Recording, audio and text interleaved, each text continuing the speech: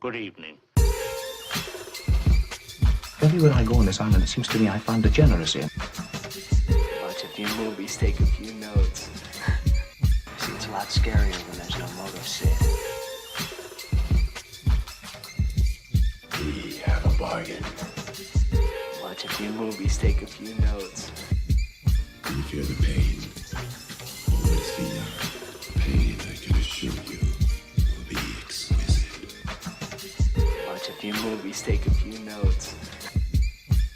His entire work consists of violence, all the time, obsessed with the issue of violence. Mayhem, gouging out of eyes, autopsies on the stage. Come. It is time to keep your appointment. Good evening, everyone. Welcome to episode 190 of Double Feature Horror Show. We are still technically in the week of, the month of Member Mandate May. Yes, we are delayed. We are delayed 1 week because I'm weak. My immune system is weak and pathetic, and so when my lovely little plague house brought back yet another virus from nursery, I was taken down, and you had to wait a whole extra week to get our take on The Phantom of the Opera 1989. Thank you for being patient, chat. Thank you for bearing with me. I know you wanted to hear our thoughts on this one. I'm not going in alone. I'm joined by Murgoot. Hello, Murgoot. Hello. Hello, all. Oh, this is pure 80s schlock. They tried to art it up, but this is schlock. Straight in with it, Murgoot. Oh, yeah. Yeah. TCG cannot be with us, but he did leave a review, which is good. So we'll get to it. We'll read his review at the end once we've done our deep, well-earned analysis of this. The deep symbolism in this one. Deep. Oh, I don't know. Should we hit the Adlerian interpretation first, or did you want to reference the Monet paintings that you'd saved that you thought the directors? I've got nothing. Murgoot, this was schlock. But all right, look, I don't hate it. This was requested. This was, I think, the first requested. Sorry, no, it was a second film requested for Member Mandate May. And I thought it was a really intriguing one. I kind of love it when someone goes for something that I haven't thought of in ages. You know, like the Jennifer's Body one. I just realized, yeah, I'd love to go back to that and see what take I have on it. And this one, Phantom of the Opera 1989, I remember it very clearly from my Blockbuster. Now, it was on the clearance shelf. That is in my memory too. But, it stuck in my mind. There's a few of them that were always, that they had really interesting VHS boxes and I never got them out. And I always wondered about them. Like Dario Argento's Demons stuck in my head. This stuck in my head. What else? Some of the other ones that in retrospect were probably total B movies. But yeah, I didn't take much persuading to cover this one. I've got to ask, you saw this one before, didn't you, Murgoot? Yeah, about 30 years ago. Oh man, brutal passage of time here. Yeah. When you stop and think about it and you're going, that was 30 years ago. Oh my God. It's not right. It's not right. Oh dear, dear. I got excited about showing Little Horror Show the joys of Buffy the Vampire Slayer, and I was thinking, oh, you know what, we could just chill with that. And I realized like that's kind of the equivalent of my father showing me Star Trek the original series in the 90s. Oh, apologies, John Goss. That might be Lamberto Bava's Demons. I apologize. I could be wrong on it. So I'll be corrected. It's very possible it was Bava who did it, not Argento. So the Alabaster didn't even remember this one, but was watching it for the first time. Mr. GB, I assume, loved it. Hello, Distant Night, good to see you. And John Goris had never even heard of it. So we're going to undiscovered territory for a few people. I do want to note, actually, I'm very aware that we owe good friend of the channel and generous donor, Patrick Batman, a review of Hell's Reach. That will be the topic section next week. So I will bring it back for you then. I haven't forgotten. Patrick, if you're watching on the replay, then we will do the Hell's Reach cover for you as a favour. Again, I don't take much persuading to look at a 40k thing. I'm quite intrigued about that as well. So you will get that covered. Other notes, links are in the description. And you can support the channel via Super Chat or ideally via membership. And look what you get when you get a membership. You get a film of your choice covered, as well as access to a whole bunch of exclusive content. I may have been too ill to do a show last week, but I did manage to drop 2 exclusive member videos for you. So that was a complete audio commentary for Smile from 2022, a film I really liked that has got some very hidden depths. Or I've got Schizophrenia, but I think it had a hidden message in, and I elaborate about that over the course of the film. And the other one was a nice long discussion on, well, I think it was 90-minute discussion on Smile 2, which is a really wonderful sequel. That was with friend of the channel, Pose Law. So member exclusives were dropped. Hopefully that will encourage you. If you want to support the channel, get access to that. You can do that either here or on Subscribestar. I think Pose Law or Poe the person? Well, she changed the channel to Pose Law. Okay. I'm just used to Pose Law on Twitter. Mr. I'm harsh and I don't care. No, the original Poe the person. Although as she's pregnant, she should be Poe the people right now. But she hasn't changed her name for me. I don't know why. The amount she puts up with, I don't know. Oh dear, dear, dear, dear. Righty. Oh, and Mr. Gently Benevolent is looking forward to the proper Chew and Waifu plushie set. Well, I can't promise that, but I can offer that the next commentary is going to be with Waifu.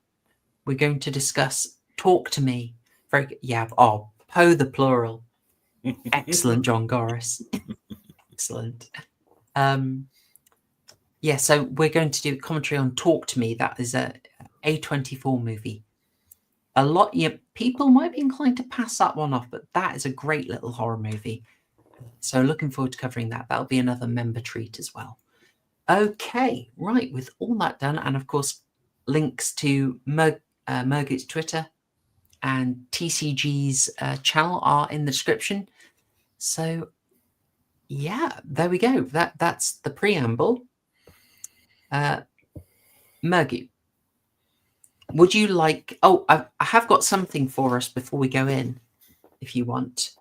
Would you like to know what would be nice to chug with this? What, if you're highly sophisticated, what would be nice to drink with this? Would you like a custom cocktail for this movie?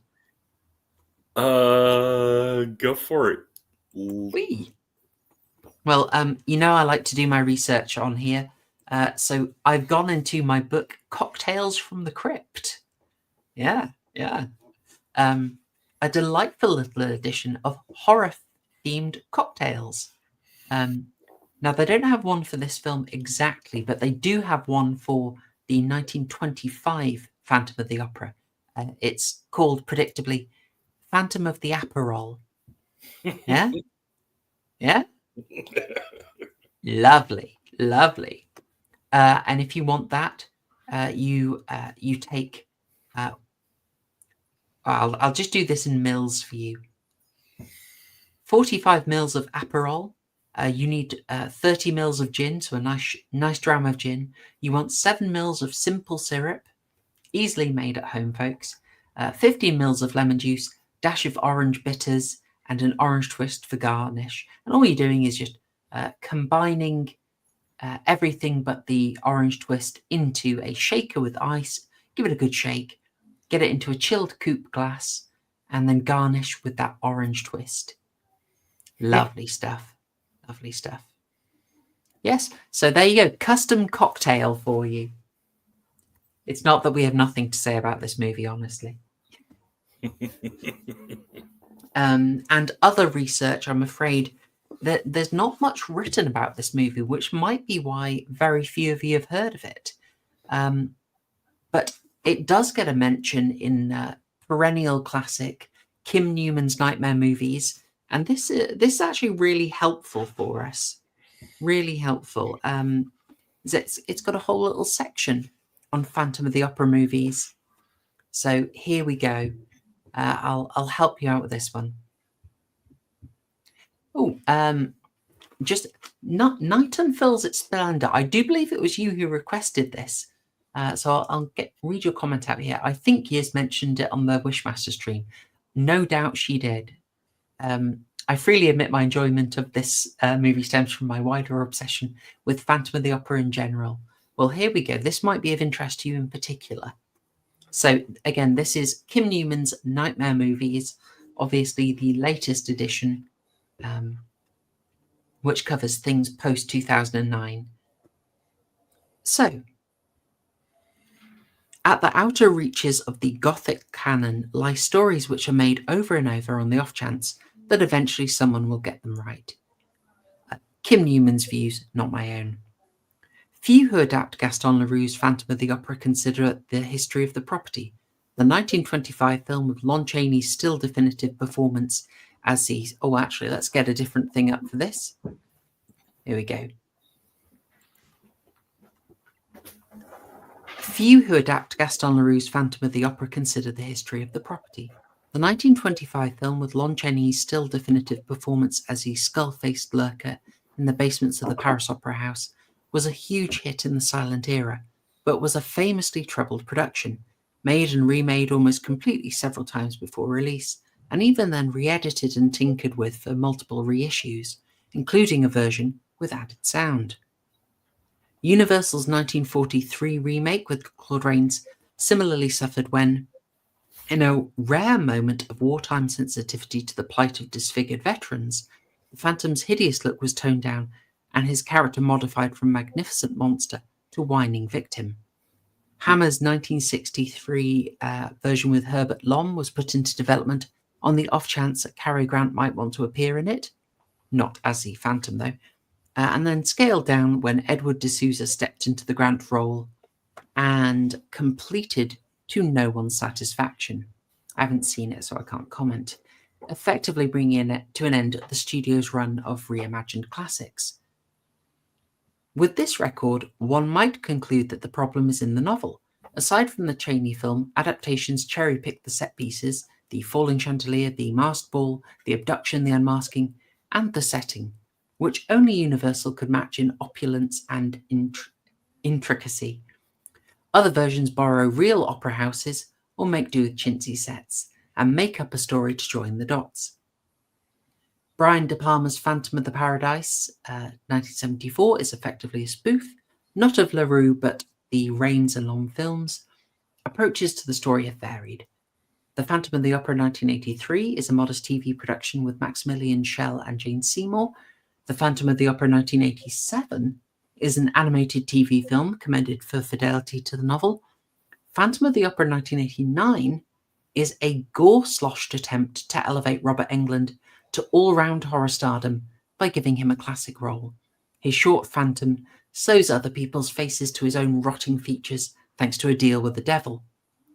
Tony Richardson's The Phantom of the Opera in 1989, from a play by Arthur Coppett, is an epic-length production undone by good taste, which reconfigures a doomed romance so that it's between the Phantom, played by Charles Dance, and his unacknowledged father, Burt Lancaster. You what, mate? Oof. Oh. So, a flurry of adaptations of variable quality. I think you get the idea. This is a it's not Dracula, but this is a property that people have gone to time and time again and approached in many different ways.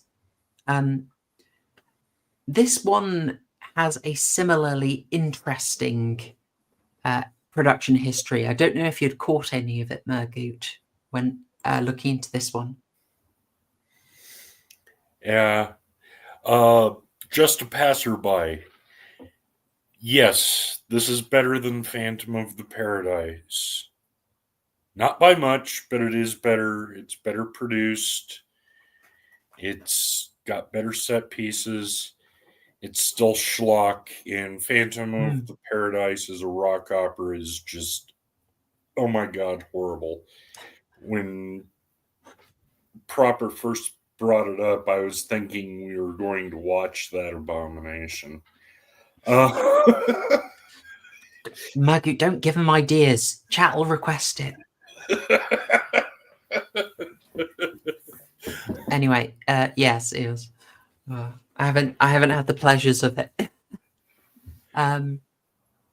You know, it's only in hindsight that putting the film title up against the Twin Towers is unfortunate.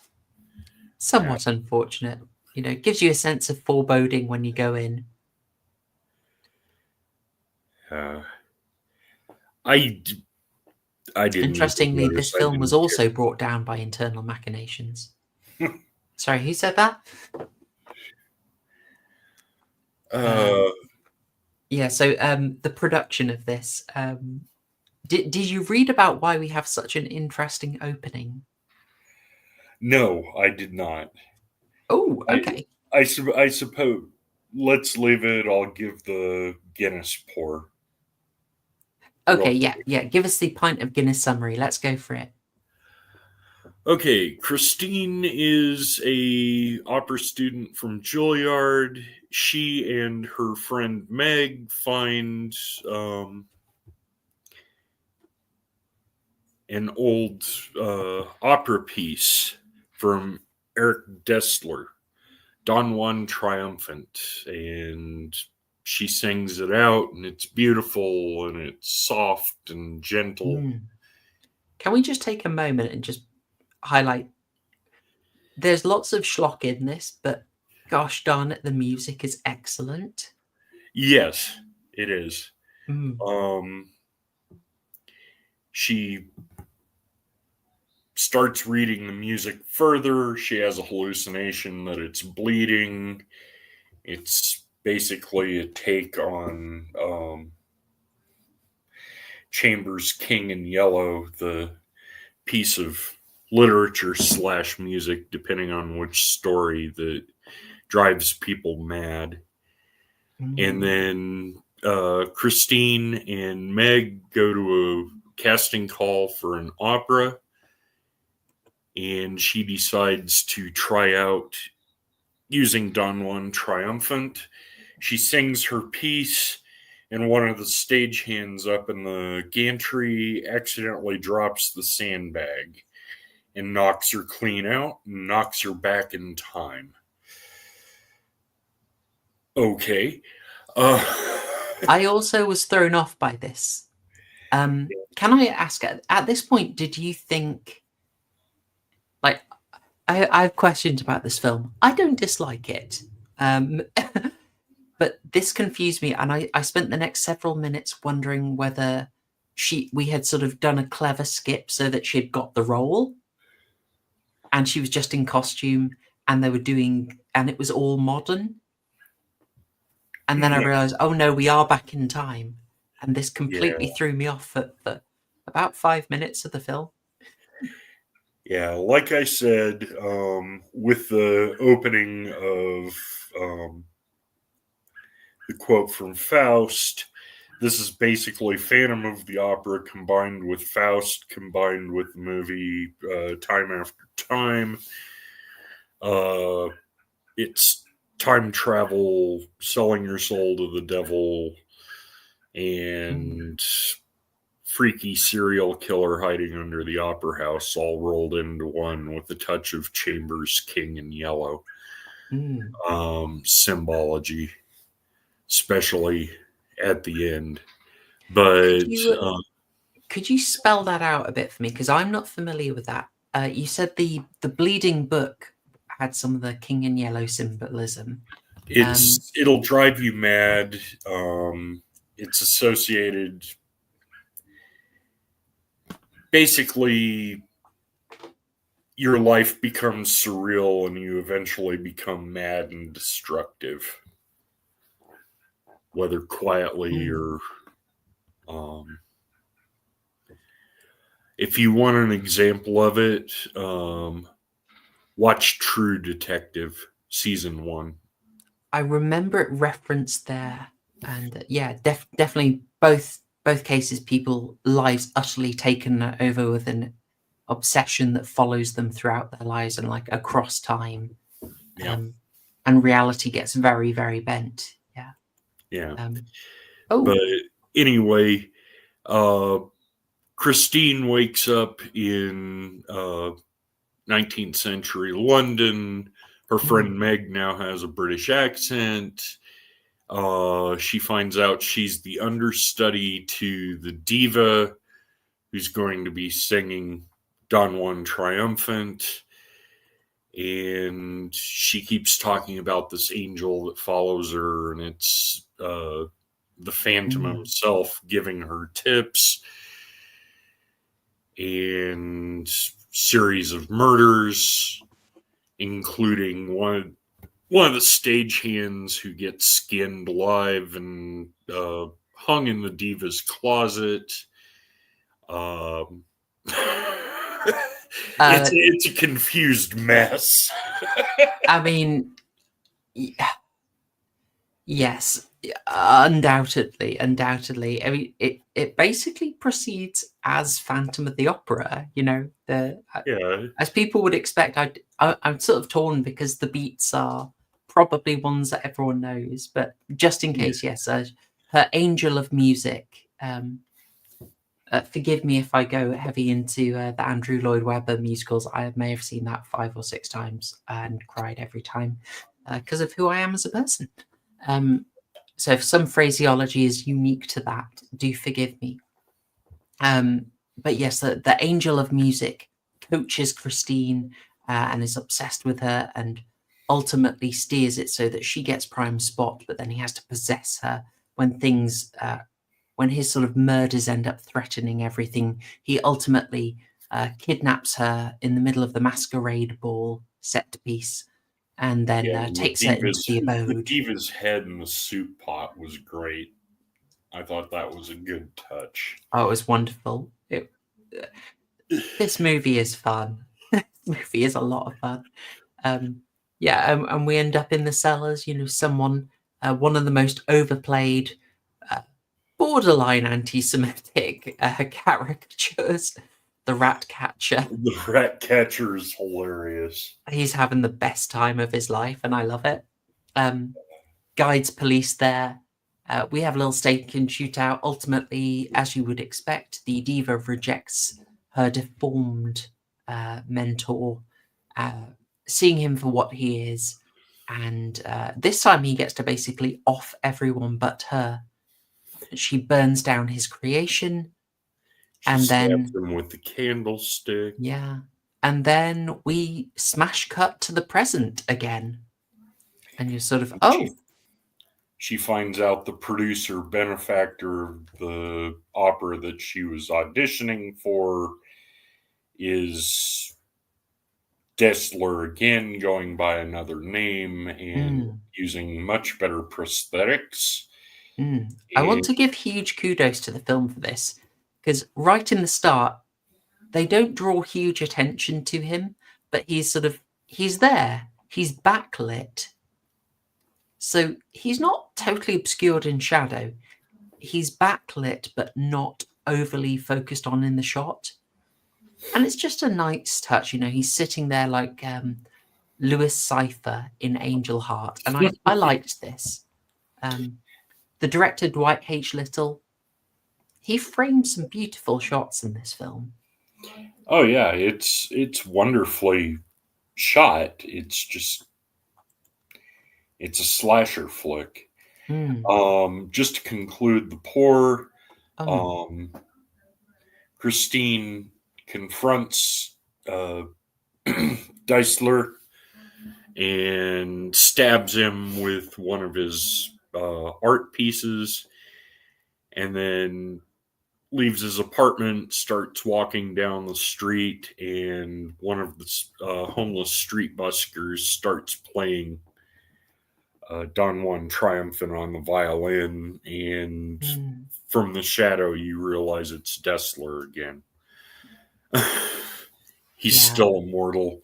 And then she rips up the sheet music and the disc she breaks and throws down the sewer, and it screams and fade to black. Yes, indeed. Fine pouring.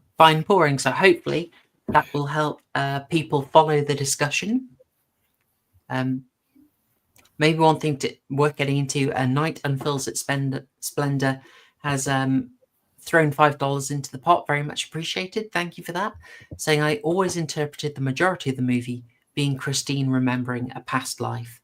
I would absolutely go with that too. And I think we have a fair bit of evidence for that, don't we? That basically he's got photos of her. She's got that connection, like what would you say, a reawakened blood memory when she sings a song again. And like, very interestingly, the first time that she sees Don Juan Triumphant in the past, she already knows it. Yeah. Which is, like, for me, made it think, like, this isn't the first time at all.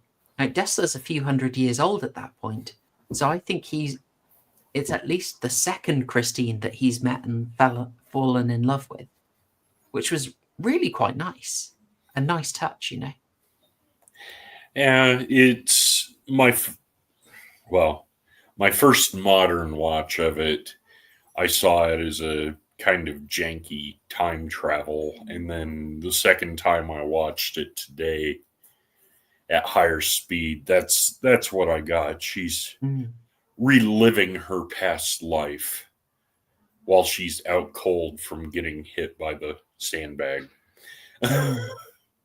Yeah, it's it works, but it will be jarring to people, and I think that addition, if it throws you off, there's maybe a good reason for this. So I found it an odd choice because I really thought it was just going to be a completely modern Phantom of the Opera.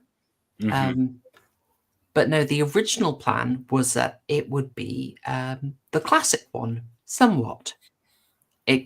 Except it's, unless I've made a huge mistake, it's not the Paris opera, but they keep it in roughly the same time period, but move it to the London opera. Although it was filmed, and if you're wondering how they managed to get such gorgeous looking shots and sets, they were filming it in Hungary and using the Hungarian State Opera House. So, and I thought that the lair was going to be completely sets, but no, they're actually filmed in Budapest's underground tunnels, apparently. Cool. Which I thought was pretty impressive, pretty darn impressive. There have been a couple of films in that opera house making use of how gorgeous it was. Munich from 2005 used the outside. The Alienist, the Netflix series, used it. Red Sparrow used it. 1972 Bluebeard used it. Evita as well used it. I know we're all big Evita fans here, right, guys? No, okay, all right. Yeah, so they were going to set it mostly in the past, but the studio that had produced it fell through. Let's go back to a nice old school shot. Here we go. Low budget V for Vendetta. Here we go. Let's get that shot up there. It was going to be classic, but the studio, I think Canon that made it, fell through. Let me confirm that for people. I know they want to know. Canon Films, yes. They went bankrupt, unfortunately. So 21st Century Film Corporation brought the rights. That is Menahem Golan's production company. Snapped it up and then decided that it had a bit of legs to it. They wanted to do a sequel. So they filmed the bookends, the modern day bookends, propped them on so that it could lead into a franchise and have a sequel. Phantom of the Opera 2, Terror in Manhattan. It's a very serious endeavor. Come on. Oh. Okay. Yeah. Which is why it does seem a bit jarring. Why we may wonder why that's there, but you know. And I think it also explains like quite a different quality to that. Because it's made by a totally different team, right? So one thing that stood out to me was when we first met Meg and Christine, and we got some of the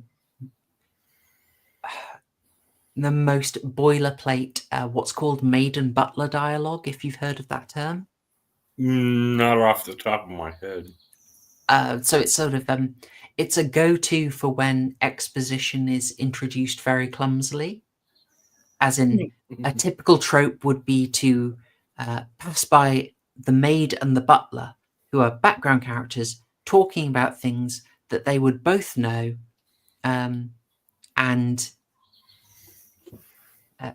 they should both know and have no reason to repeat, especially, but it's clearly for the benefit of the audience. And you often associate maid and butler dialogue with phrases like, "Now, as you know," or "as we've discussed before," you probably know the Simpsons meme, the Bart Simpson, "What an incredibly odd thing to say." Well, that's in a scene referencing this kind of dialogue. In fact, I should actually get them up on screen, referencing this kind of dialogue, where Homer basically, for no justifiable reason, recounts the plot that they're about to go for. And Bart highlights how weird that dialogue is. Well, this scene has Meg say to Christine, "Hey, you know how you told me you really wanted this fresh bit of fresh piece for your audition?" I'm like, oh my goodness. Followed by an exposition dump, and then the slightly titillated, "Oh, an opera singer by day, or opera composer by day, serial killer by night," and the smug smile kind of thing, the wistful, Yeah, half it's wistful, half smug smile.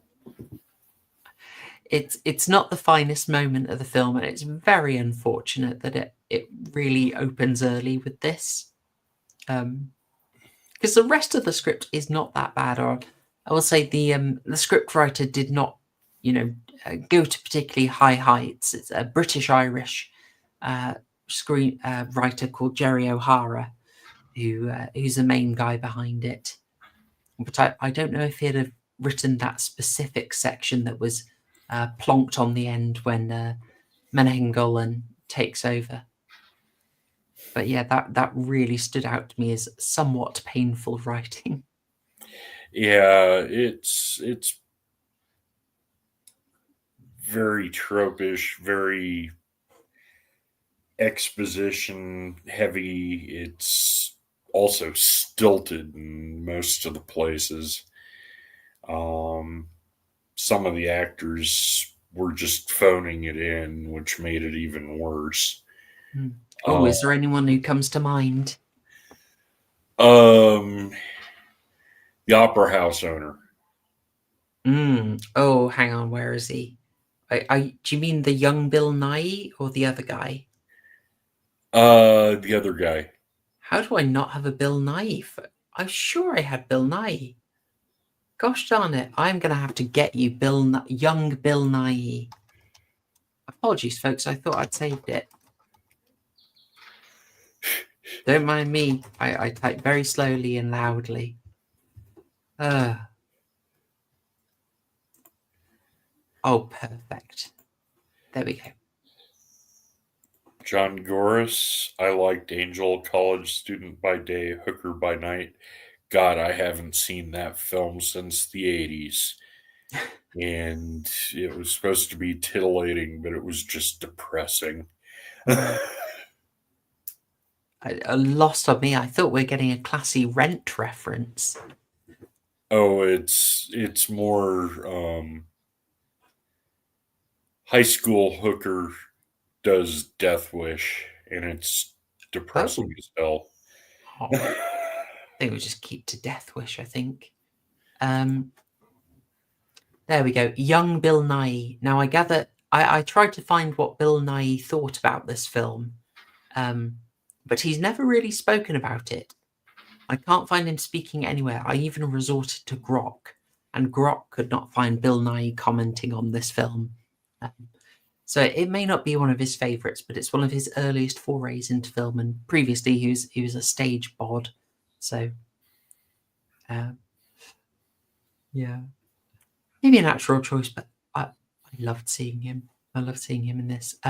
Apologies. And where is it?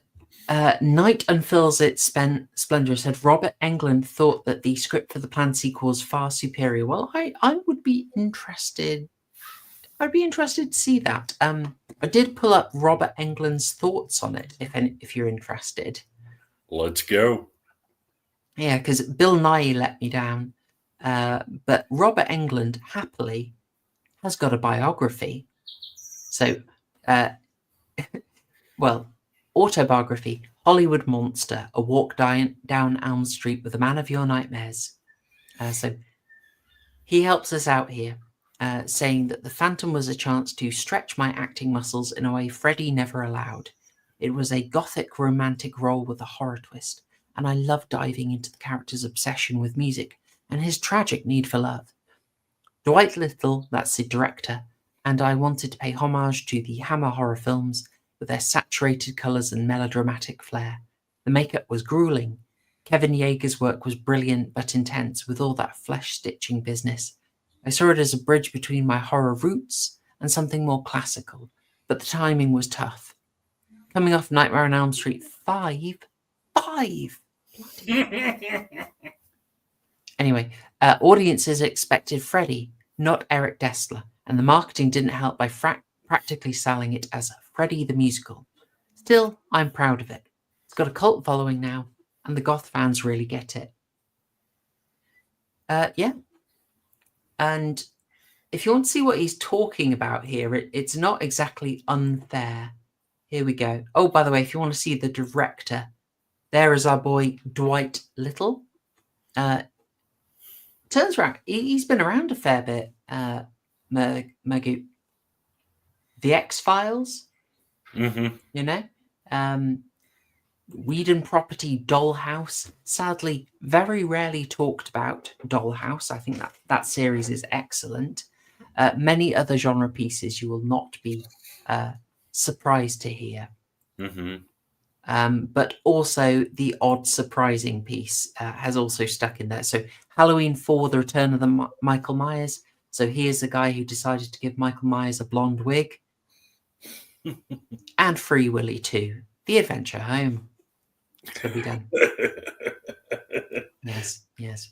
But this is the marketing that Robert Englund was talking about. Yeah, the Freddy with the skull mask.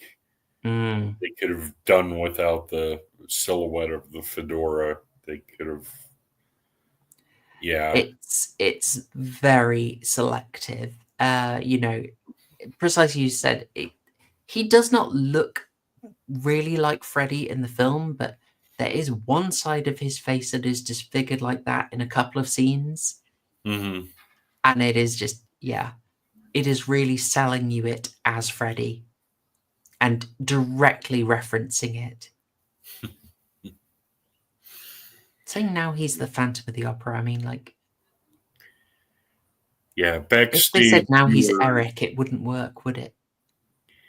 Yeah, with the prosthetics on, the 19th century prosthetics, he looked like a totally different person than Robert Englund. And you made a joke about Caitlyn Jenner, and I made one back about him looking like Matt Smith. I mean, chat, were we unfair? Either way, were we unfair? Yeah, so we said backstage, this is a film that is very interesting because it has this sort of identity crisis. We already talked about, like, is it going to be the classic historical one? No, it's a bridge to the modern within a flashback story. But I will say, okay, for all the problems with the writing in the modern sections, I actually think the idea of like the soul of Christine recurring over generations is actually a really great idea. So that ended up working very well. But it also has that clash of identity of like, how serious is it? Like, is it an original work or is it a Freddy vehicle? Well, the thing is it tried to be serious, but there were scenes that had the tongue-in-cheek, especially the death scenes, the tongue-in-cheek attitude of the Nightmare movies.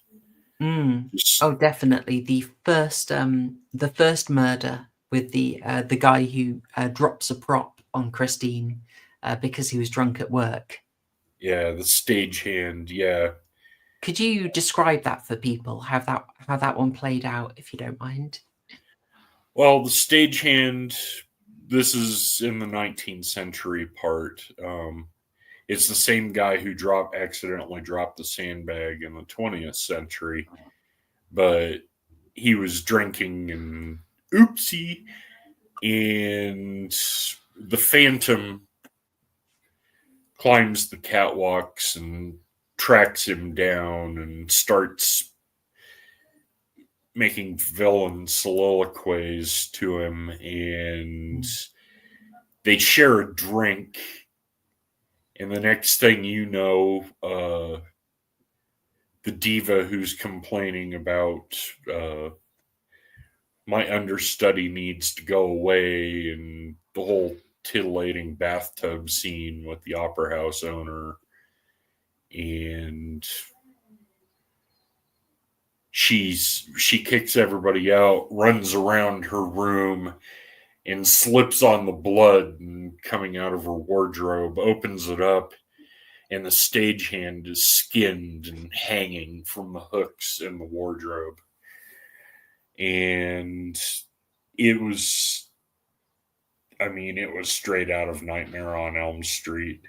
With a little touch of Hellraiser, I thought. Yeah. Wait, Hellraiser was 87, I believe, so they might have been a little inspired. As you said, there was this cheesy line as well. Yeah. He's literally he's pushed into the ropes, he's nearly hung by the ropes, and then he's brought back up again, and Robert Englund gets to say, you're suspended. Yeah. And then Brilliant Arnie level puns. I bet TCG loved that bit. I liked it. It was okay. It kind of made the movie silly when it was actually going pretty good in a serious direction. Well, that's the thing. It's torn. Are we serious? Do we have intentions to be higher art, or are we schlock? And it can't make its mind up. Like it opens with this quote from Saint Jean Vitus of Rouen, written the day of his execution, March 7th from 1544. It's like, this is sort of leaning towards seriousness. And then we're getting just, you're suspended. It's very torn. I feel like Robert Englund wanted to lean much more in the serious direction. Yeah. And they just had to bring out he is good at the one-liners and the stupid jokes. I mean, he had plenty of preparation. I think they just threw it in there so that people could relate to him as a Freddy-like monster instead of playing it straight, which they should have done. Yeah, if he wanted to be really stretched, I think he could have done that. But the vibe I get is a move for greater commercial success, which is, let's try and frame it for Freddy. And it's not just in the poster, although that was very explicit. I just thought things like the scene where he's putting his face on, it's quite reminiscent of the very opening of Nightmare on Elm Street, where you see Freddy building his claw and basically getting ready. That scene is more directly paid homage to and copied in Terrifier. Sort of some great comparisons. Sort of Art the Clown getting ready directly as in very direct homage to Freddy. This was, most of the scenes played it straight. Just some of the jokes and just some of the silliness threw you out of it, which made it schlocky because it was so disjointed in places. They didn't need the humor there. No, it feels like I mean, if they're doing an homage to Hammer, there's a bit of, Hammer would throw very broad humor in, so you succeed in that trait. But yeah, the vibe, I think, closer to the novel is to go tragic, and I think Englund really wanted to, and it's nice when he gets to. There's high-end stuff in here. I mean, you could say I'm reaching, but the specific way he's presented, where his face just keeps falling off and he needs to replace it, right?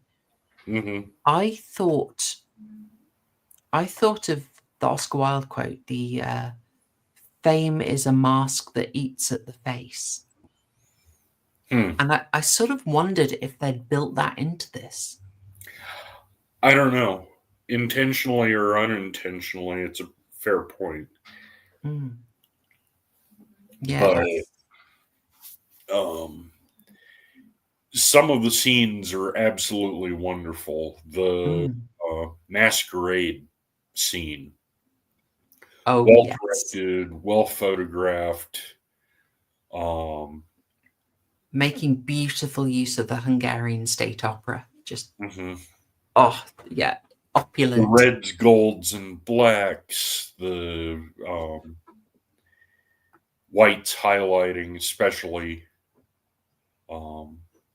Christine's dress. The feeling of it was absolutely beautiful. And then the organ room in the catacombs. Oh, yes. That was absolutely beautiful, but it wasn't used quite right. It could have been more dramatic rather than comedic almost. Yeah, I think it was done pretty darn well, and I'd have liked to have seen a bit more of it, but it didn't read exactly flat to me, because I thought the use of lighting did give a lot of depth to the set, and built up, and I did get a nice picture for how he was spending time in there. Yeah, like it's a proper lair. He's been there for so long. You get that vibe. Yeah, the comedy touches there, aside from the rat catcher, which was great. That's definitely an homage to Hammer horror. but they rushed the ending in that catacomb scene. They could have built it up more. I know they were on a time budget, but they could have done better with it. I think so I might phrase this badly. I kind of both agree and disagree in the sense that I felt the section going round the sewers, and I think the only footage I've got of that is my beautiful rat catcher. That's the only thing I've got for this section. For me, that bit of going round in the tunnels trying to get to the lair, that section dragged painfully. It was one of those check the runtime moments, like, oh my goodness, we still going? It almost like it felt padded, but I think the reason so it's interesting, like you said, it felt rushed. I think maybe the problem for me is I really did not care about those characters going on their way to Christine, because I think they just hadn't been built up very much. Yeah, they were template characters. They were basically cardboard cutouts. Even Christine's suitor was kind of. They gave a little bit of background to him, but he basically didn't do anything except run around trying to find Christine. Your classic version brings in the really interesting character of her not mentor, her friend, so the Meg character. And there's some really great dynamics with her, because she doesn't get the chance to rise like Christine does. She's from the humble background as well, so there's always a little bit of jealousy about her being then overshadowed by Christine when they were in the ranks together. And they've got a stronger emotional bond, so usually it's her friend going down, often with the lover Eric as well. And that just sort of binds you to it. But for me, I may be misremembering, but the friend really seems to drop out of the historical section early. Yeah. You don't see her much. I mean, you see her as part of the scenery, but she's basically treated in the 19th century shot. She's treated as the unimportant accompanist. And she's forgotten by the end of the movie, which is unfortunate. I think it's that sort of stuff which means that long sections hunting down in the tunnels drag for me. It's like, and also, you're killing everyone anyway. Just throw in all the main characters. Have them go down. Like, take Bill Nye. You don't care. Take Bill Nye down as well. Do it. Get the characters we've spent the most time with and go. Take them down for the murderings. It's all good. Yeah. But I think we didn't spend time with them because that's when the film. I think because the film felt pulled to do the more typical slasher stuff. And I will get this image up as emblematic of it. And I'll also thank Adam Latorra, a very generous supporter of the show, very loyal supporter of the show, and a recommender of the excellent The Dark and the Wicked and Red Rooms. Adam, more recommendations, very welcome. You're 2 for 2 so far on those.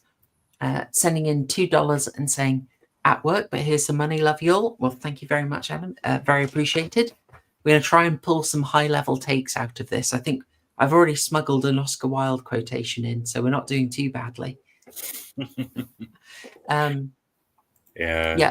So I think a scene like this, I don't know how you read it, but it felt to me like they were trying to recreate Freddy,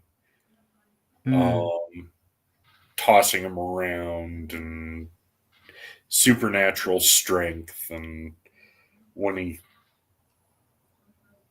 cuts the guy's head off with a switchblade, I was just going, huh? What? No. Just my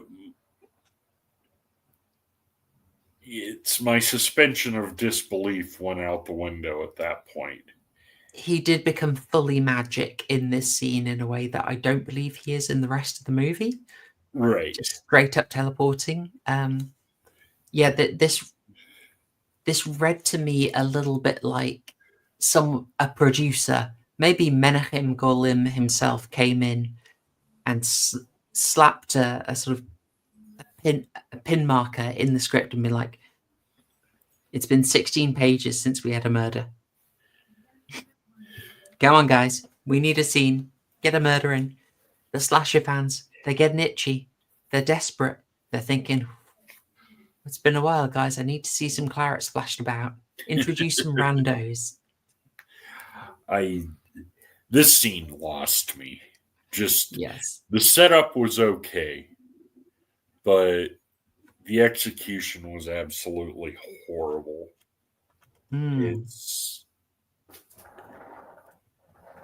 I don't know. Yeah, And I'm with you. there's the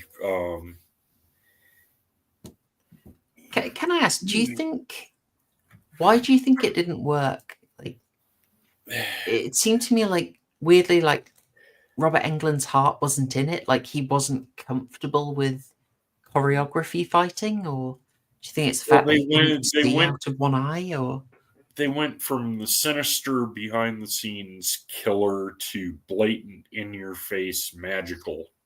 And it spoiled the movie. I mean, sure, if he would have pulled out a sword cane or something like that and ran him through, but the full on picking him up, tossing him, the beheading him with a switchblade, that kind of thing was just ridiculous. Then there's the obligatory titty scene with the whore that he pays a gold crown for. Yes. Why, I've got that whore right here. Yeah. I might be over obsessing on that scene that feels like budget V for Vendetta, but we're meant to have some sympathy for Eric. How would it be if he did actually just get mobbed and murdered by these guys, establishing he can be overpowered but he can't die? Like, if he is robbed and just sort of taken down, you get a feeling for why he would shut himself away a bit more. And I think that would be a bit more interesting than him being superpowered. How would you feel about a sort of version of the scene like that? Yeah, that.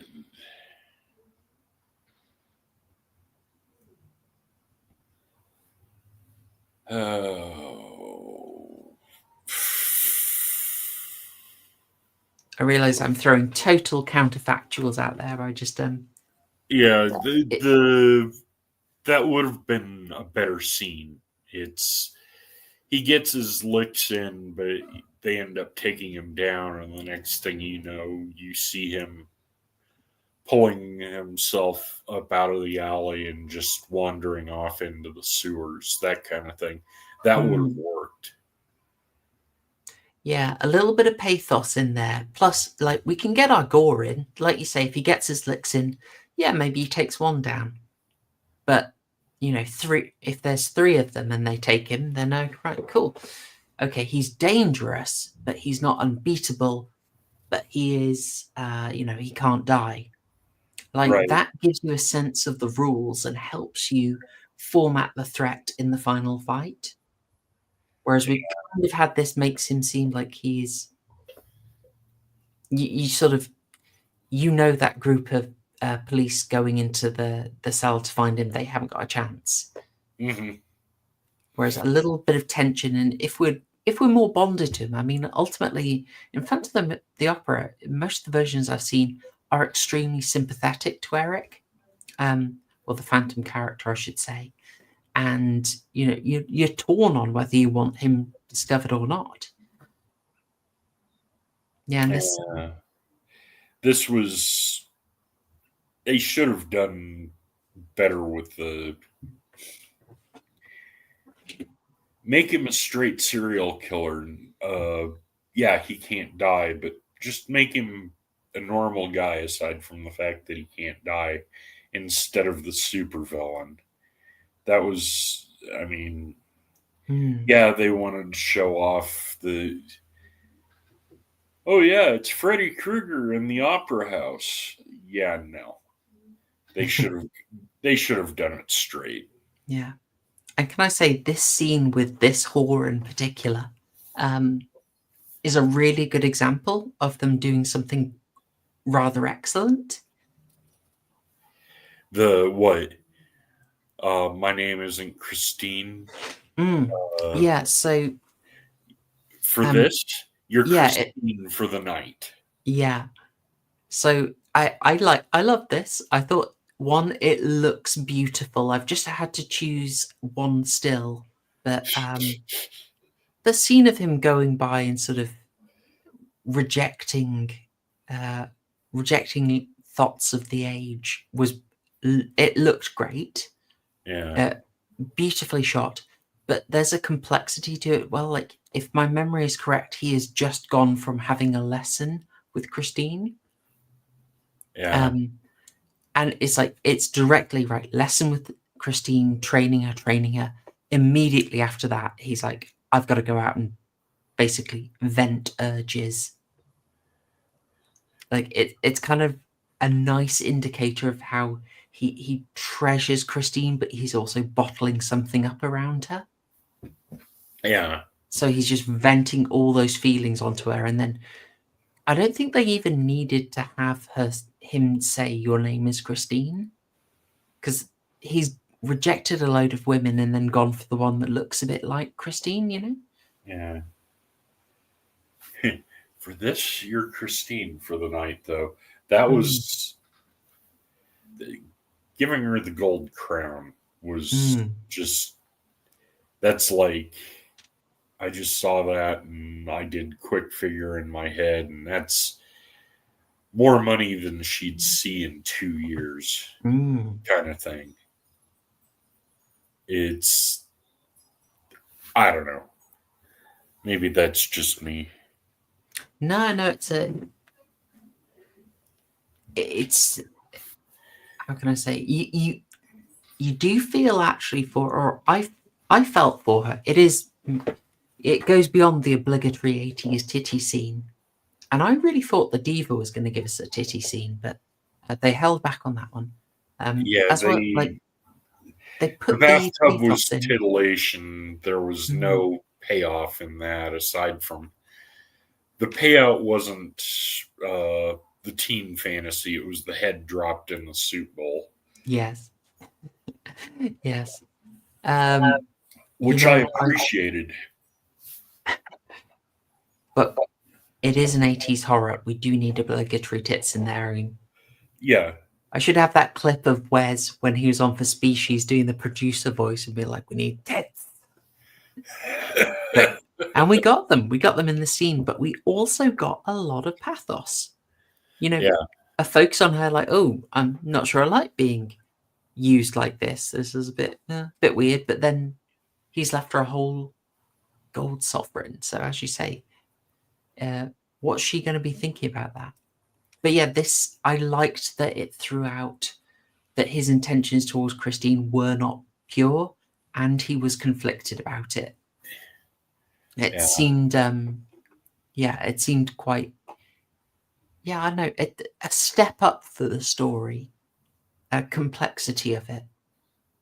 This is the stuff I think Englund wanted to do, like the more tortured side of the Phantom, where they can actually engage with him and urges he is ashamed of. I like that stuff. Well, near the end, when she's back in the modern day and she's in Deisler's apartment, she recognizes that. She goes into his home studio. As somebody who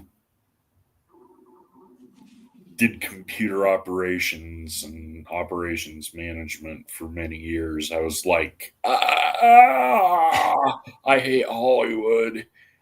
But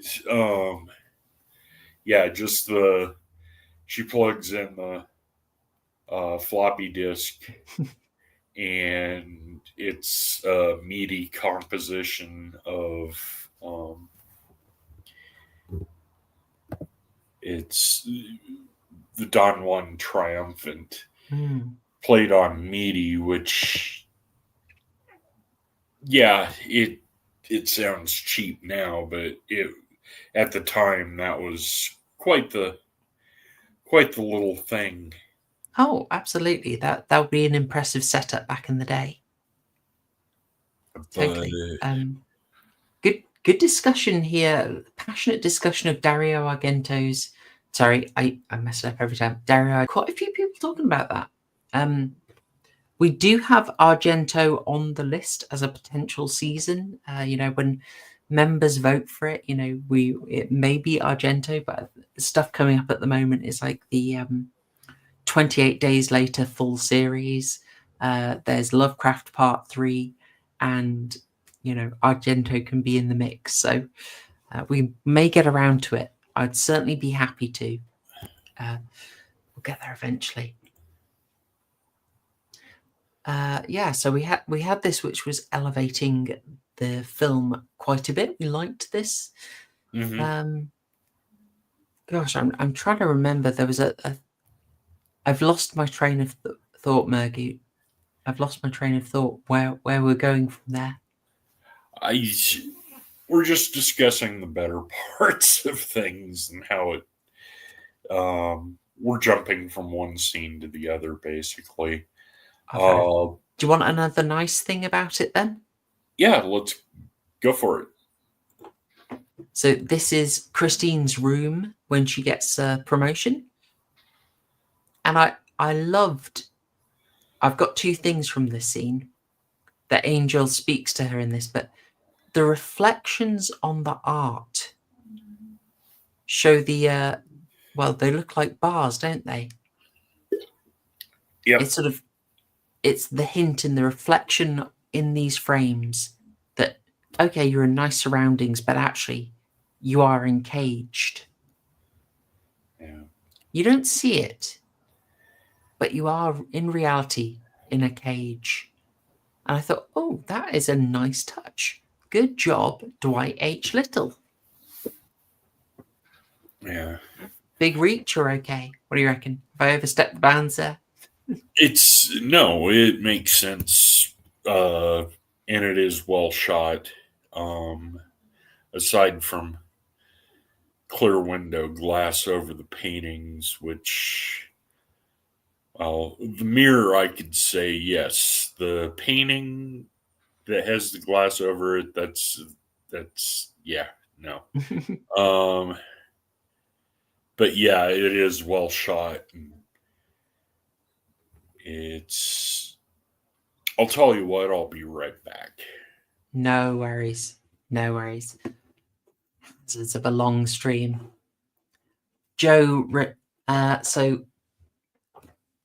yes, exactly like a cage songbird. I mean, I think that is the idea. He's on the outside looking at her. It's nice imagery. She's in opulent surroundings, but she is still in a cage. But then, to an extent, so is he. This is a bit I was going to get to earlier, but we have a live conversation, and you can sort of find yourself going a little off track. But now I've got you all to myself, so I can just hog this, and I will. And I wanted to talk about one of the ironies of this film. We'll get Robert Englund up here. One of the interesting ironies of this film is in the portrayal of a more Faustian Phantom of the Opera, so Faustian bargain, a man who will have fame for his art, for his music, but let's just say his art will be famous forever. But he himself won't be admired. And I thought, okay, that's a nice take on it. And then I thought, Well, that lends a particular irony when you have Robert Englund take the role. Now, Englund, obviously, as we've highlighted, you don't need us to do this, but he's best known for Freddy. Freddy, for him, is kind of like a cage. You know, he tries to break out, but this film reworks itself to try and pull on the string of Freddy, to lean on Freddy imagery to draw people in. So in a way, Robert Englund ends up a bit like Eric Dessler. Yeah, he's known for his art, but he himself gets submerged by it. He himself is pushed away. What people want is the art, the Freddy, and they don't want Robert Englund. There's a sort of tragic, ironic aspect to this. Sorry, Murgoot, I was doing the bit where the sort of irony of the casting that we talked about backstage. Yeah, the poor Robert Englund. I mean, he got typecast hard. He has such a distinguishable face, and he played Freddy so well and so long that he got typecast there. I still remember him in the original V the miniseries and V the series on NBC, playing the traitorous lizard alien, which he sides with the humans, but he plays a basically weak-willed autistic man, autistic lizard, which was very, very different from playing Freddy. But those are the only two roles in the 80s that he's really remembered for. Yeah, of course.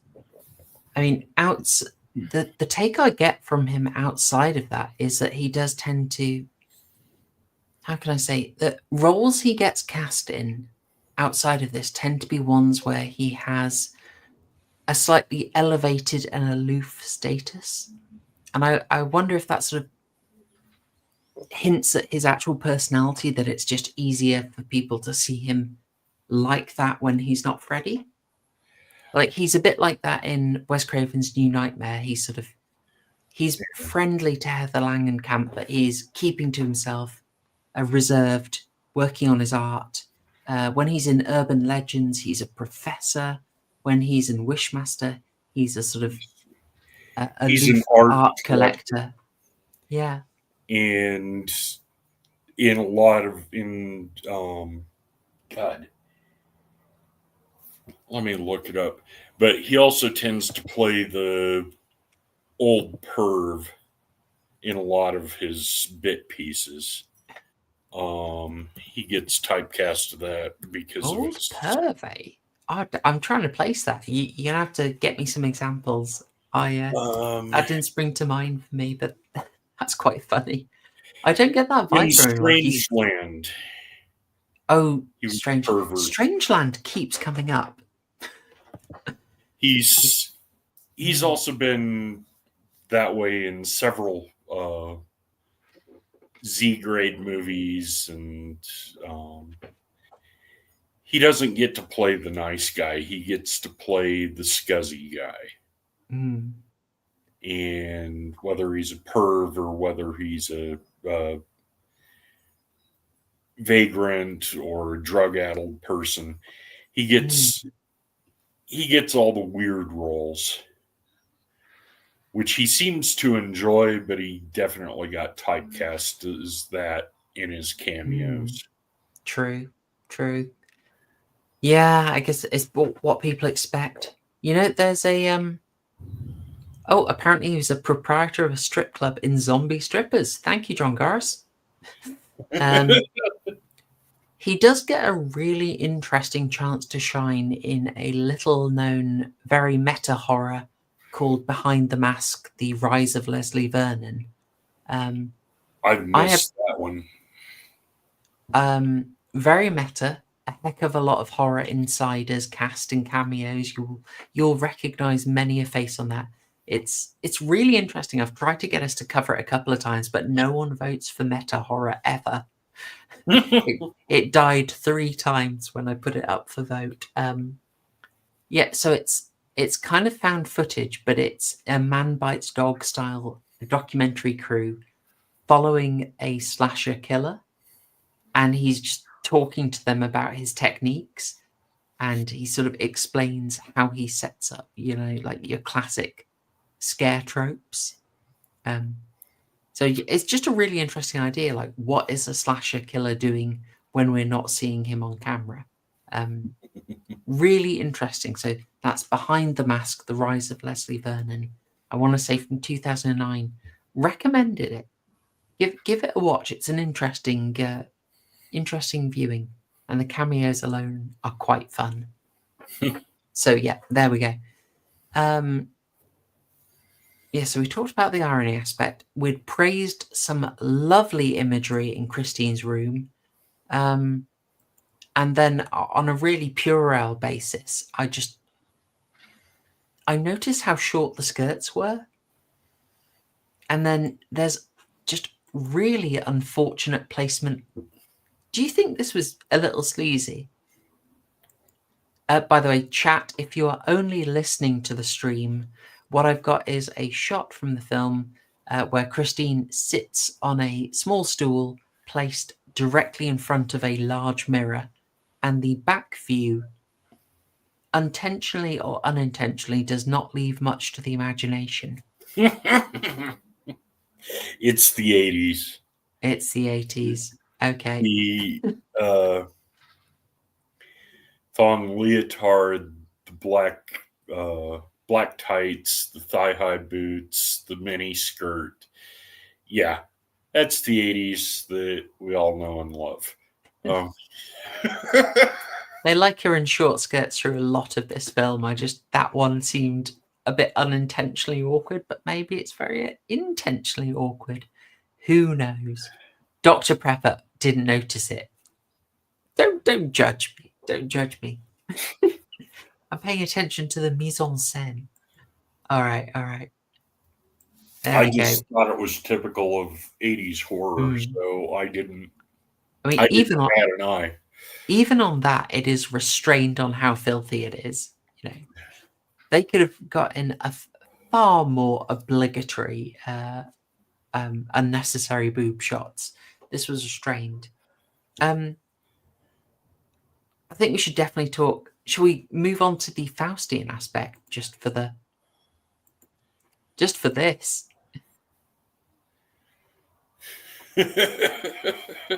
Interesting portrayal of the interesting question. Nightingale's at Splendor asking, does anyone think that Destler's modern alias,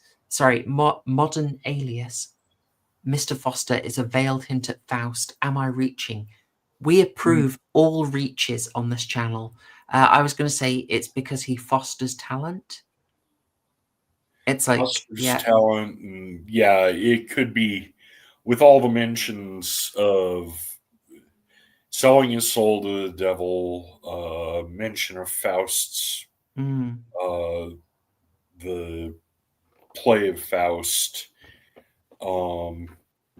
Mr. Foster could be a play on that, very much so. I don't know if it was intentional or if they just went with it, but yeah. Could be that, yeah. So could totally be that. Could be the fostering talent, or the sort of the idea of the non-parental adoption, it could be that. So we'll.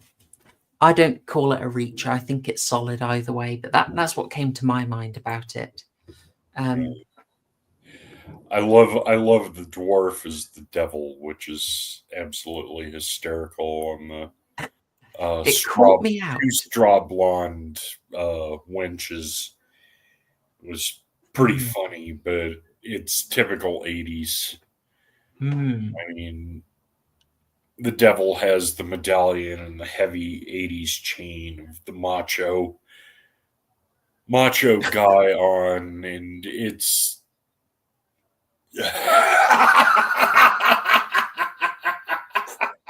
Well done, Dr. Prepper, Midget Stopheles. Well done. Kudos. yeah, he's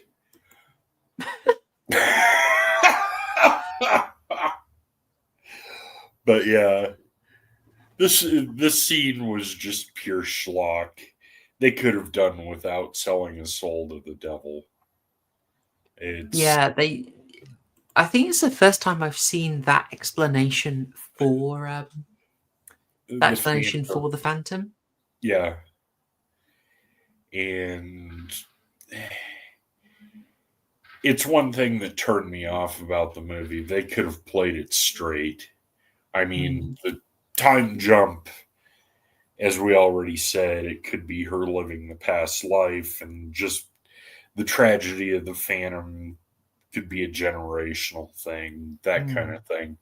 They could have done without the midget and winches selling your soul kind of thing. They didn't need it.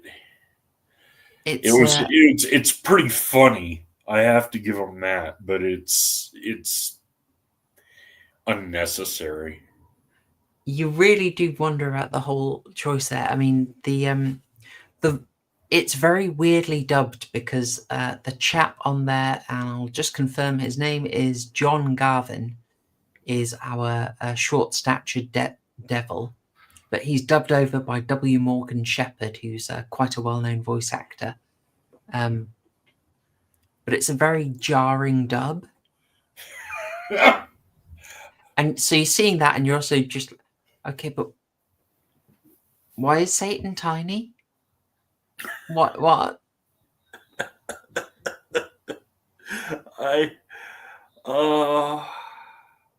So it just becomes very jarring, but I did sort of like I like how excessive the two Aryan girls are. Like, they're also over made up. Over-made up, and hair bleached to the point that it's straw rather than natural looking. Yeah, there's like an extra element of grotesquerie to it. Like, you can have these delights, but they're already very sullied. Also, I'm going to throw in as well, Murgoot, because I've forgotten this, but I don't think we actually needed to see Faust immediately before this in the opera. Yeah. That was definitely... there's a phrase I said in Smile 2. It's something for the dum-dums, It's a producer's got there and been like, shh, there are dum-dums in the audience. Spell it out. They might not get it. Spell it out. Less subtlety. Well, it is more subtle than the exposition dump in the beginning. Not True. by much. Not by much, but yes. Oh, good. Yeah, not a highlight, but memorable. I mean, I suppose I kind of like the aspect of having the devil be like obviously messed up, right? Yeah. Like, obviously a grotesque character. I'm not gonna fault their. It was pretty funny, but unnecessary. Yeah. And one other thing I really wanted to, we couldn't not mention it, is in talking about the effects that are, I think, lovely, high quality effects. And maybe we won't go for that one. I'll go for the ending one again, because I think that looks quite nice. We get a variety of effects there. I just have to give credit here to Kevin Yeager. Yeah. Because I did like the effects. Deisler's Mr. Mr. Foster's lineup of prosthetic masks. The fact that in the 19th century, he doesn't burn through the mask, just the seams kind of melt off and flake off. But in this, his face just burns through the latex masks. That was kind of goofy. Although But when it had this Christine nice ripped Bluebeard aspect to it, like the fact they had to have all those replacement faces there. I like that. Also, the sort of the implication of like in Hollywood you have to wear many faces, like everyone is fake faced. Like, oh, I like that. That's it. That adds to it. We like that. We'll give him a few points for that as well. But yeah, and giving credit to Kevin Yeager, I just looked into him because I don't know him as well. He's a familiar name, but he's not, say, up there with, what's his name? Dick Smith or Savini or the K&B guys. But he's done so many. I also found randomly that he directed Hellraiser Bloodline but didn't take the credit for it. Gee, I wonder why. Yeah. But, very understandable why he comes into this. He was working on the Elm Street series, so very familiar with Robert Englund's face. So he was in there from Nightmare on Elm Street 2, Freddy's Revenge, stuck through 3, 4, presumably 5, which they'd just done. No, had not done that one.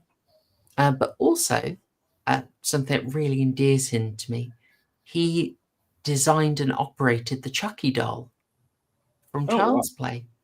How cool is that? Yeah. That's an interesting fact that I'll be filing away. I didn't realize that. Yeah, Kevin Yeager. Good stuff, man. Good stuff. And also kudos for working the Crypt Keeper creature from Tales from the Crypt. So yeah, I think Kevin Yeager might deserve a little more credit than I gave him. Like, good stuff.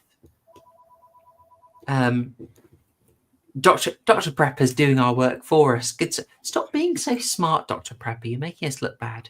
Yes, Christine unmasks him both figuratively and literally. Nice bit of visual symbolism. Indeed. Indeed. We like a bit. We love symbolism here. We were also corrected by Night Unfurls Its Splendor, saying that the Grand Opera of Faust plays, or it might be Gounod, Opera of Faust plays heavily into the book. And this is one of the few adaptations that actually includes it. Well, I will apologise, Night Unfurls Its Splendor. I did not know that. Neither did I. Well, we are educated. Thank you very much. Yeah, that surprises me because I would wonder why they wouldn't include it more. Never mind. Okay. Thought it worked well. So, yeah, don't know why it would be trimmed. So, nice to have in there.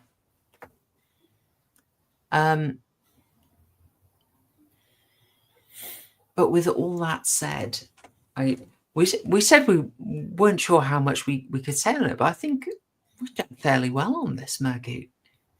Yeah. This is a fairly straightforward film. I mean, it's 80s slasher schlock that could have been much better, but it had its high points, it had its low points, and it had its unnecessary points. Which, yeah. Pure 80s. Very. Very.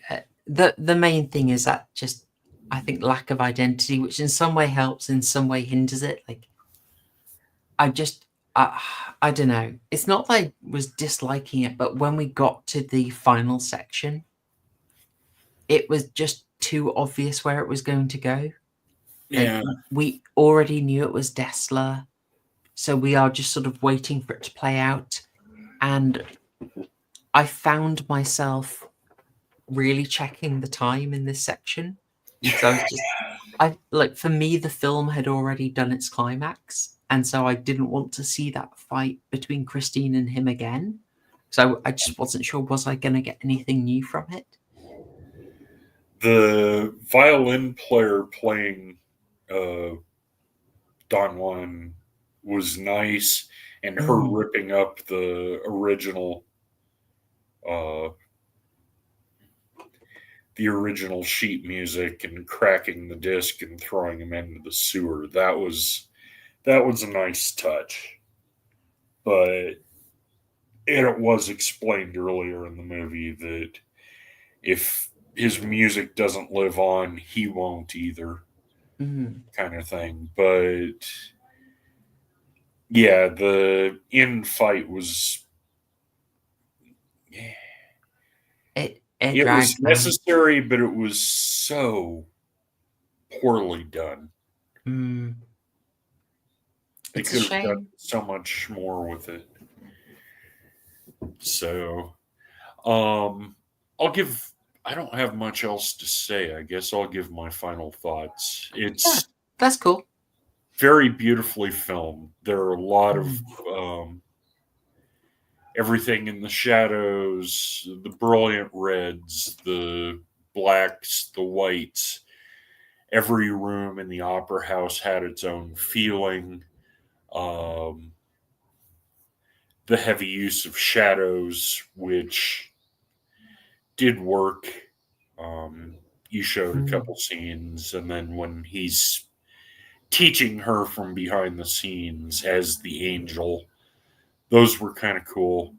But there's the unnecessary scene of the dwarven devil taking Dessler's soul. Plus, it was ridiculous and over the top. It was goofy. A lot of the dialogue was stilted. Some of the actors, basically, they were either trying to chew the scenery and failed, or they were cardboard cutouts. Robert Englund appeared to be having a good time. The actress who played Christine Day, she was really good. Overall, I want to give it 6 burgers with a lot of blood and some cheese, but I'll elevate it to 7 just because Robert Englund tried to do something a little bit different. I love Robert Englund in almost all of his roles, even his weird little cameos. A 7? Interesting. Fair enough. Well, as you say that, Murgoot, another 7 has come in. Dr. Prepper thinks a 7. I have a review from TCG, who couldn't make it on the stream, was just in attendance, but he sent me a review. Gorgeous women. Yeah, agreed. If you don't mind my saying so, Christine, bit stunning. Bill Nye, the classical actor guy, was a nice surprise. Robert Englund was good, but unfortunately he was too much like Freddy for me. Nice body horror. That scene in the alley when he kills those guys was cool, but they did the old one at a time cliche. TCG, actually a fan of that scene. Fair play. Solid 7 out of 12. Not my usual cup of tea, these type of horrors, but I'd give it another go. See, that strikes me as if it leaned more in the Friday the 13th direction, that score would go up. In fact, if you leaned either way, the score would go up. But it's just being in the middle, it's torn. So solid 7 out of 12 from TCG there. As for me, I remain very conflicted on this. It's because, as you've heard me say, the film is conflicted. I would love it to go all the way serious. It is absolutely gorgeous. They had great sets. They have great photography. There's a nice bit of additional psychological depth. There was clearly a move to make this a more serious film, hence them throwing Gaston Leroux's Phantom of the Opera at the start, neatly preempting, you may have noticed, the move to try and add a bit of class and authenticity to these adaptations that I think probably most of us associate with the 1992 Bram Stoker's Dracula, followed, of course, by Kenneth Branagh's Mary Shelley's Frankenstein. But this one got ahead of that 3 years earlier with Gaston Leroux's Phantom of the Opera. Yeah. So there's clearly an attempt to be earnest, supported by most of the cast. I just feel like producers got in there and it just made it confused. I can't go higher than a 7 myself. I want to, but it is very dragged down by these elements and this awkward pacing. But bless him for trying, and huge credit again to the photographers, to Robert Englund, and especially to the music. Like the soundtrack to this is just wonderful. It could have been a lot better, and I am very intrigued by what that second film script was. The in Manhattan. Frankly, I'm sure Eric Dessler could have taken Manhattan much better than Jason did. We have a 7. Oh, so the Alabastard's in line with us, 7.5 out of 12 burgers for her. Enjoying the slasher vibes, yes. Knight of Velvet Splendor, who requested this, unsurprisingly, a stronger take. So 9 out of 12 for me, maybe even a 10, just because I love so many of the book references they worked in.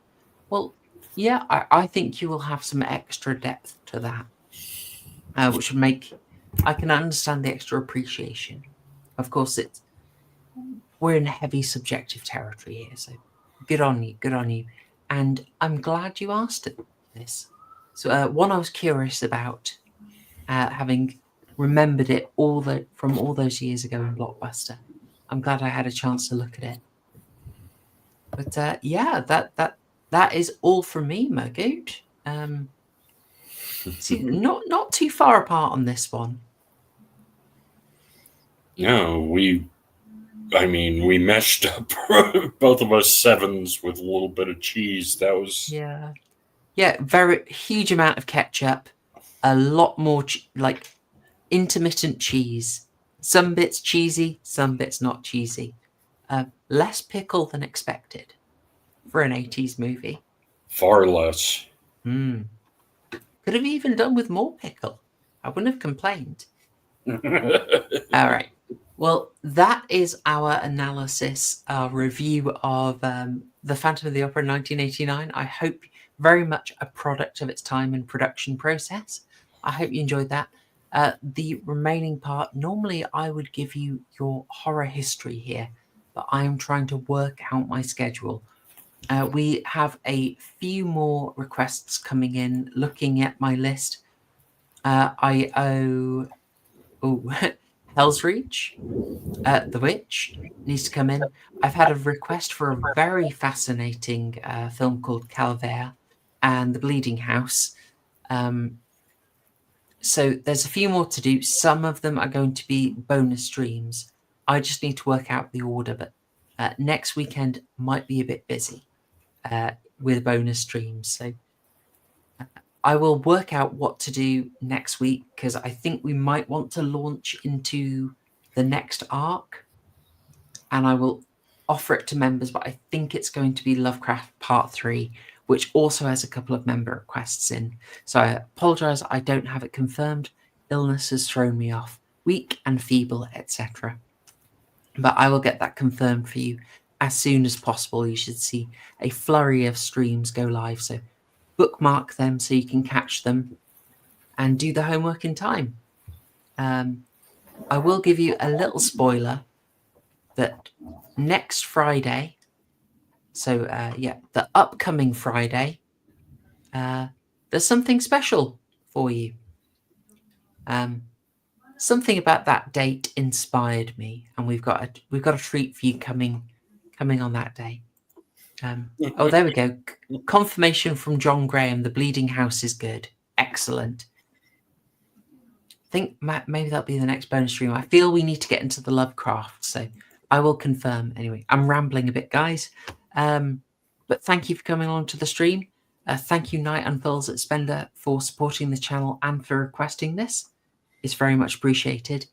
And if any of you would like to sign up as a member and get your request in, I'll make sure to cover it as soon as I can.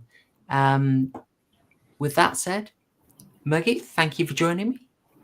You're very welcome. Thanks for having me, and thanks for the chat. Keep things lively. Yeah, always a pleasure. Always a pleasure. And thank you, chat, as well. Right. I hope you guys have got a lovely, lovely Friday ahead of you, and great weekend after that. I will have plenty of channel news for you soon. And members, check out the 2 Smile member exclusives that are available to you now. And yeah, that's all for me. Yourselves a wonderful weekend. Thanks, y'all. Cheers. #Shellgang.